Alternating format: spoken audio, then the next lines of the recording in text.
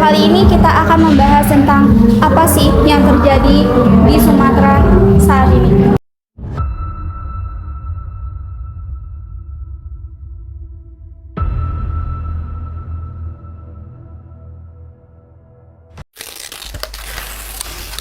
Sebelum masuk ke pembahasan, izinkan kami memperkenalkan diri terlebih dahulu.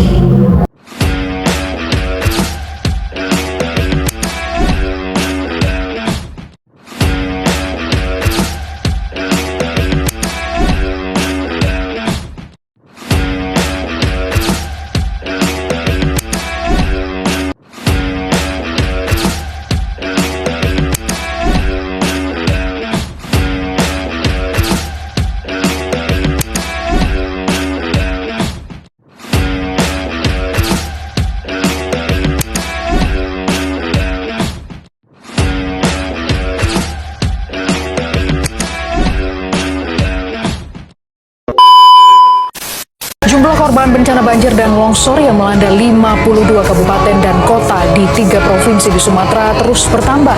Badan Nasional Penanggulangan Kabupaten Aceh Tamiang Aceh tampak luluh lantak usai diterjang banjir bandang beberapa waktu lalu. Ratusan kendaraan dan rumah warga tampak hancur.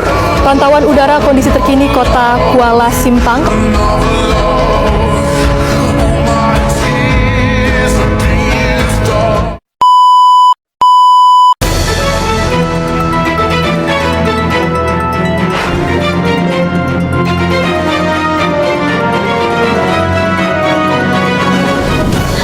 Halo pemirsa, saya Marsha Nindita Anwar. Saya akan menjelaskan fenomena deforestasi yang terjadi di Sumatera.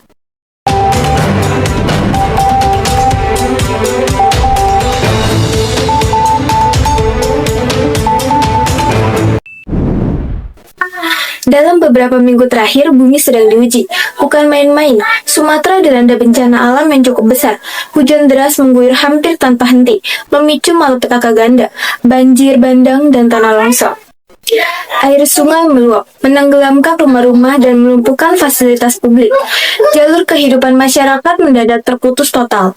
Di saat yang sama, di kawasan perbukitan, tanah longsor menutup akses jalan dan mengisolasi desa-desa.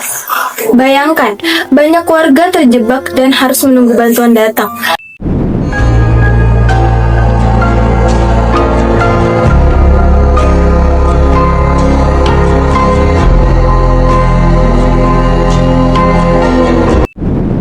Ribuan orang terpaksa mengungsi ke tempat lebih aman.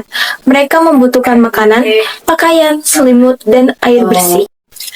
Air yang mengalir bukan lagi genangan, tapi arus deras yang menyeret dan menghancurkan harta benda. Kerusakan yang ditinggalkan sangat besar. Jembatan terputus, sekolah tak bisa dipakai, rumah-rumah hancur, kehidupan mendadak berhenti seketika.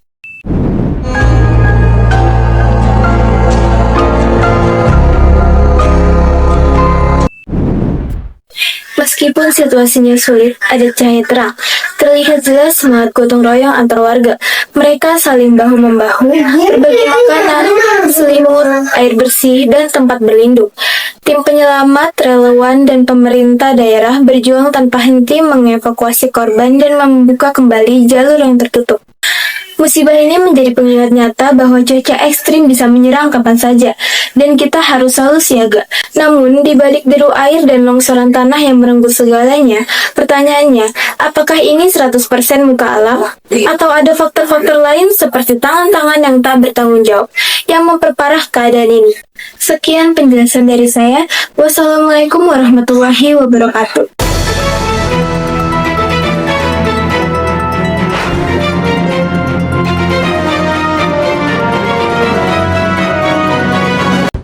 Banjir bandang di Sumatera bukanlah sekedar air yang meluap, bukan pula musibah yang datang tanpa sebab.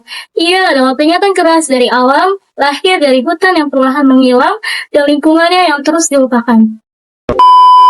Dari aspek keanekaragaman hayati, hutan Sumatera yang dulu menjadi rumah bagi orang hutan, harimau, dan ribuan spesies lainnya, kini berubah menjadi lahan terbuka.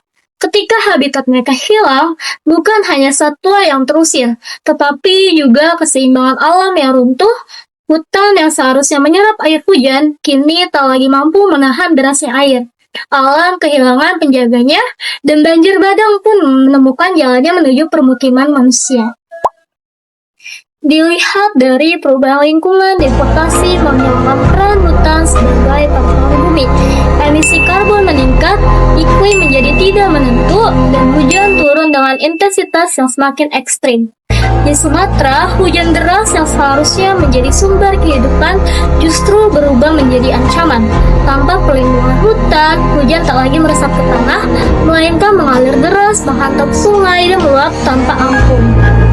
Sementara itu, degradasi tanah juga menjadi luka yang paling nyata. Akar pohon yang dulu mencengkram tanah kini telah hilang. Tanah menjadi rapuh, longsor terjadi, dan lumpur terbawa arus ke sungai.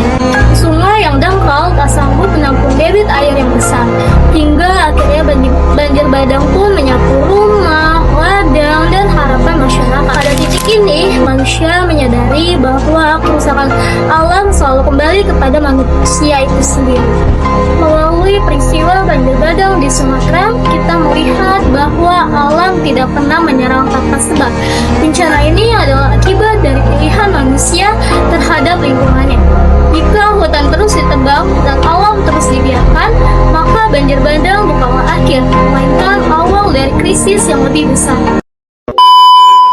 Banjir yang terjadi di berbagai wilayah Sumatera bukan hanya peristiwa alam biasa, tetapi membawa dampak besar bagi kehidupan masyarakat.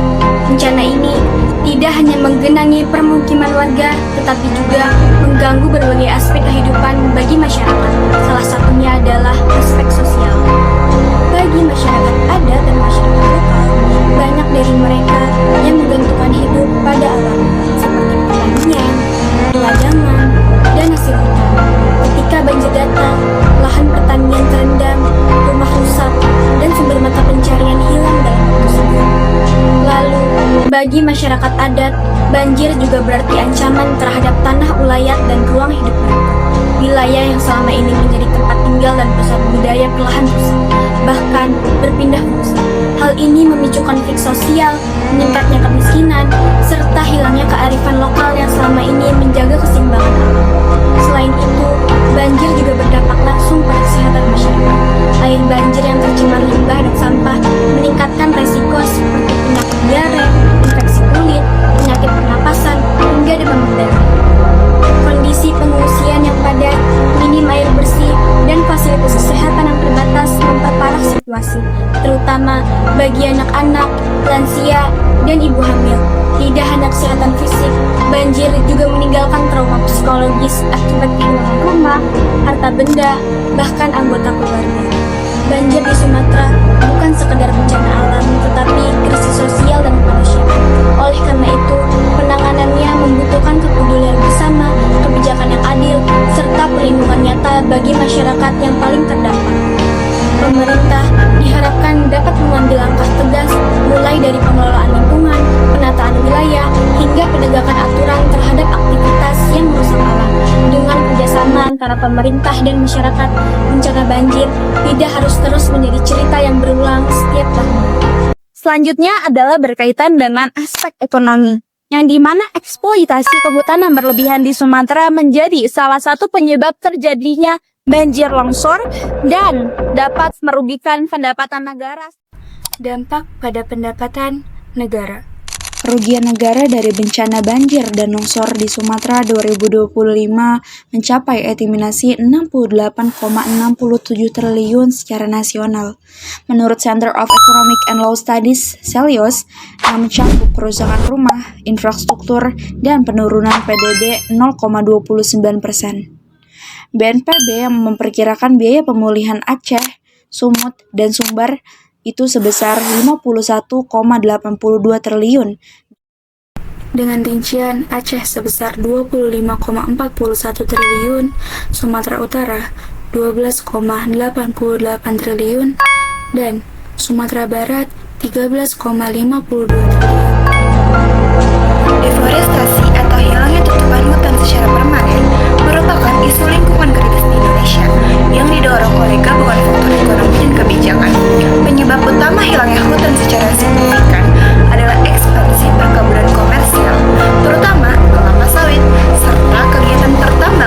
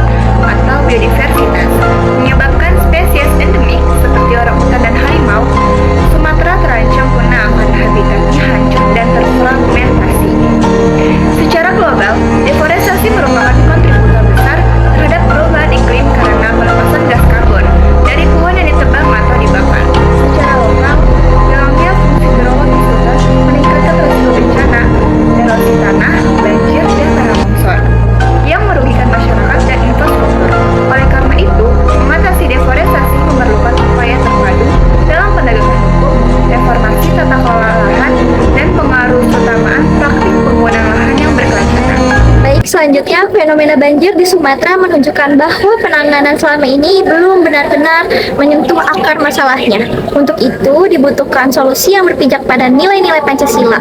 Yuk kita bahas apa aja sih solusi banjir di Sumatera jika dikaitkan dengan nilai-nilai Pancasila. Banjir yang terjadi di Sumatera sebenarnya bukan hanya masalah hujan deras. Ini lebih ke masalah bagaimana manusia memperlakukan alam dan bagaimana kebijakan dibuat tanpa benar-benar berpihak pada lingkungan dan masyarakat. Oleh karena itu, solusi banjir juga harus dilihat dari nilai-nilai Pancasila agar penanganannya tidak setengah-setengah dan tidak mengulangi kesalahan yang sama. Kalau kita mulai dari sila pertama, yaitu ketuhanan yang Maha Esa, manusia seharusnya menjaga alam sebagai bentuk tanggung jawab kita kepada Tuhan yang Maha Esa. Artinya, solusi banjir harus dimulai dari menghentikan kerusakan lingkungan. Hutan di daerah tidak boleh dibiarkan ditebang sembarangan karena hutan berfungsi menahan udara. Reboisasi dan pelindungan kawasan resapan air perlu dilakukan secara serius. Menjaga alam bukan hanya urusan teknis, tapi juga soal kesadaran moral. Selanjutnya adalah sila kedua, kemanusiaan yang adil dan beradab. Penanganan banjir harus benar-benar memikirkan nasib yang terdampak. Pemerintah tidak cukup hanya datang saat terjadi bencana, lalu pergi setelahnya. Warga membutuhkan bantuan yang layak, tempat tinggal sementara yang manusiawi, dan dukungan untuk memulihkan perekonomian mereka. Selain itu, sikap pejabat yang juga penting, empati dan komunikasi juga baik akan membuat warga merasa dihargai dan dilindungi. Selanjutnya masuk ke sila ketiga, yaitu persatuan Indonesia. Banjir di Sumatera tidak bisa diselesaikan oleh satu pihak saja, perlu kerjasama antara pemerintah pusat, daerah, masyarakat lokal, relawan, organisasi lingkungan, hingga dunia usaha. Semangat gotong royong harus benar-benar dihidupkan kembali, bukan cuma dijadikan slogan. Dengan kerja bersama, penanganan banjir bisa lebih cepat dan tepat sasaran. Selanjutnya adalah sila keempat, yaitu kerakyatan yang dipimpin oleh hikmat, kebijaksanaan dalam permusyawaratan perwakilan. Solusi jangka panjang banjir ada pada kebijakan yang dibuat secara bijak. Izin alih fungsi lahan dan pembangunan harus dikaji dengan serius dan melibatkan masyarakat yang terdampak. Keputusan tersebut tidak hanya menguntungkan segelintir pihak, namun harus mempertimbangkan dampaknya bagi banyak orang. Kebijakan yang terburu-buru dan tidak berbasis data justru akan memperparah masalah. Terakhir adalah sila kelima, yaitu keadilan sosial bagi seluruh rakyat Indonesia. Menekankan bahwa penanganan banjir harus adil. Jangan sampai ada pihak yang mendapatkan keuntungan dari eksploitasi alam, sementara masyarakat kecil harus menanggung dampaknya. Penegakan hukum terhadap kerusakan lingkungan harus tegas dan tanpa memandang bulu. Negara harus hadir untuk melindungi seluruh warga negara, bukan hanya kelompok tertentu. Jadi kesimpulannya adalah solusi banjir di Sumatera tidak bisa dilepaskan dari penerapan nilai-nilai Pancasila. Jika Pancasila benar-benar dijadikan pedoman dalam menjaga lingkungan, membuat kebijakan, dan memberikan isyarat kepada masyarakat, maka penanganan banjir akan lebih adil, manusiawi, dan berkelanjutan. Pemerintah pusat siap meluncurkan 13 triliun rupiah untuk rehabilitasi dan rekonstruksi pasca bencana di Sumatera Barat. Menteri PUPR Dodi Hanggodo menyampaikan langsung informasi ini saat meninjau jumlah titik bencana di Sumatera Barat. Pemerintah akan meluncurkan anggaran sebesar 13 triliun rupiah untuk rehabilitasi dan rekonstruksi pada bencana banjir bandang dan longsor di Sumatera Barat yang terjadi beberapa waktu lalu.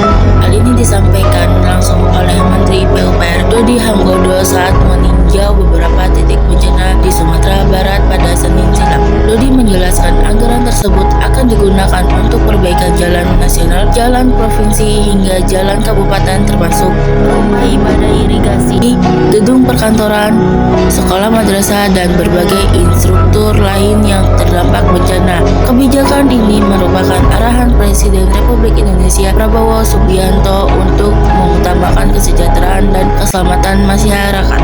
Malala. Ya, tadi kan Malala pertama. Malala tadi itu kan kita sepakat untuk membereskan jalannya. Tadi kan saya sampaikan pada tim balai dan kepala balai saya untuk cek kalau itu memang masyarakat yang terdampak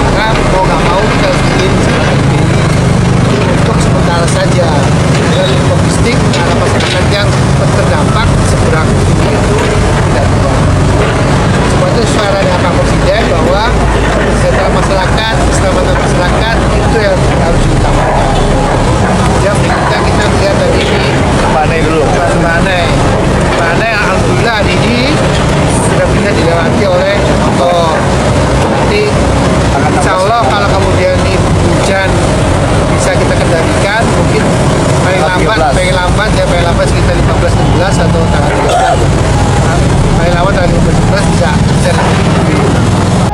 Setelah meninjau kondisi di tanah datar, Menteri PUPR menghabiskan kunjungannya ke sejumlah titik lokasi bencana terparah di Sumatera Barat, di antaranya Malala di Kabupaten Agam, Palulu di Kabupaten Tanah Datar,